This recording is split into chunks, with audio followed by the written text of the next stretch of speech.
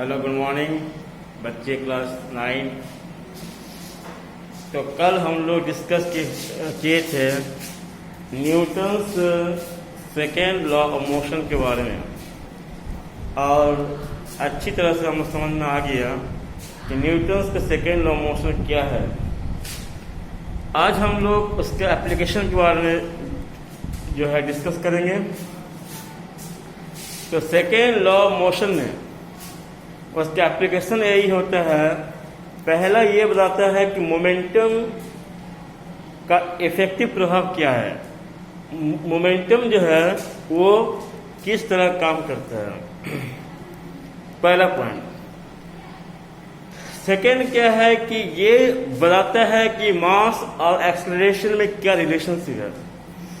यानी इसका मतलब हुआ कि अगर किसी बॉडी का एक्सेलरेशन को बढ़ा देंगे तो उस बॉडी का मास कम होना चाहिए।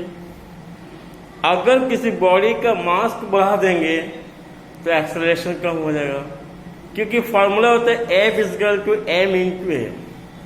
तो A इक्वल टू हो जाएगा F बाई एम। यानी इसका मतलब होगा कि आपका जो A और m का जो रिलेशन है एक दूसरे का रेसिप्रोकल है।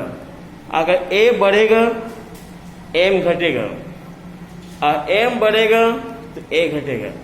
इसी तरह से यानी एक्सेलरेशन और मास का रिलेशनशिप है कि A is inversely proportional to mass of the body. यानी किसी बॉडी का जो एक्सेलरेशन जो है वो बॉडी के मास का रेसिप्रोकल होती है। अगर एक्सेलरेशन को बढ़ा देंगे तो बॉडी का मास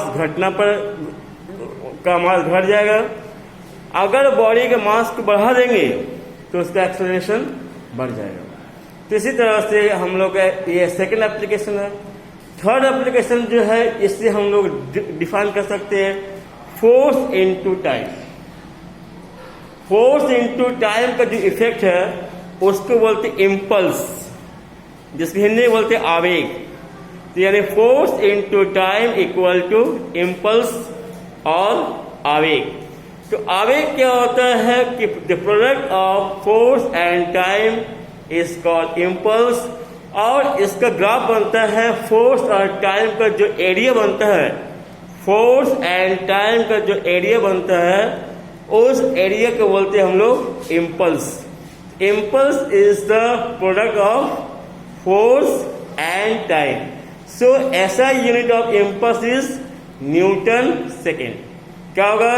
न्यूटन सेकेंड। और सीरीज में क्या होगा?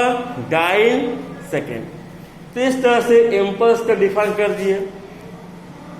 इस तरह से पूरा वर्ल्ड में हम लोग को न्यूटन का सेकेंड लॉ का एप्लीकेशन मिलता है, और ये एप्लीकेशन देखने के लिए मिलता है जो डेली लाइफ से कनेक्टेड है और हम लोग देखते भी हैं। अब हम लोग जो डिस्कस करेंगे आपका न्यूटन का थर्ड लॉ ऑफ मोशन। तो न्यूटन का थर्ड लॉ क्या बोलता है कि न्यूटन का थर्ड लॉ बोलता है टू एवरी एक्शन और reaction there is equal and opposite reaction. मतलब कहता है कि क्रिया और प्रतिक्रिया दोनों बराबर होगा लेकिन विपरीत दिशा में होती है। यानी हम लोग कह सकते हैं action equal to negative of reaction और reaction equal to negative of action. तो यानी हम लोग कह सकते हैं F1 equal to minus F2। यानी action and reaction are equal but in opposite direction. तो यानी क्रिया और प्रतिक्रिया जो है दोनों बराबर होती है लेकिन एक दूसरे के विपरीत दिशा में होती है। इसको बोलते हैं हम लोग Newton's third law of motion. और इसका हम लोग एग्जाम्पल देख सकते हैं। एग्जाम्पल के तौर में हम लोग जानते हैं या बुक में भी दिया हुआ, एनसीईआरटी बुक में दिया हुआ, अगर कोई लड़का नाव से कूद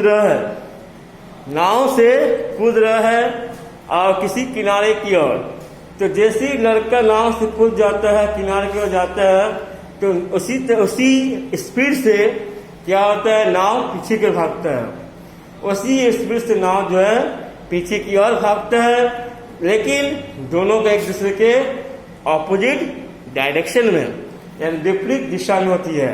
यानी एक्शन दोनों का सेम है, एक्शन और रिएक्शन दोनों सेम है, लेकिन एक दूसरे के ऑपोजिट डायरेक्शन में होता है।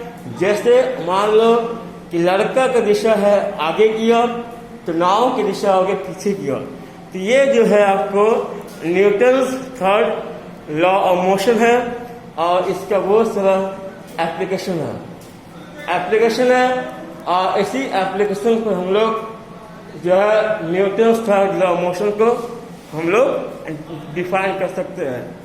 तो ये आपका फर्स्ट लॉ हो गया, सेकेंड लॉ हो गया, थर्ड लॉ हो गया। अगला टॉपिक है प्रिंसिपल ऑफ कंजर्वेशन और लीनियर मोमेंटम। तो principle of conservation of linear momentum क्या होता है कि बोलते हैं कि हाँ, टोटल मोमेंटम जो पहले था और बाद में भी है। ओके बच्चे, आज यहाँ तक रहे, थर्ड लॉ पढ़ लिए। कल हम लोग डेरिवेशन पढ़ेंगे principle of conservation of linear momentum का। ओके, गुड लक बच्चे।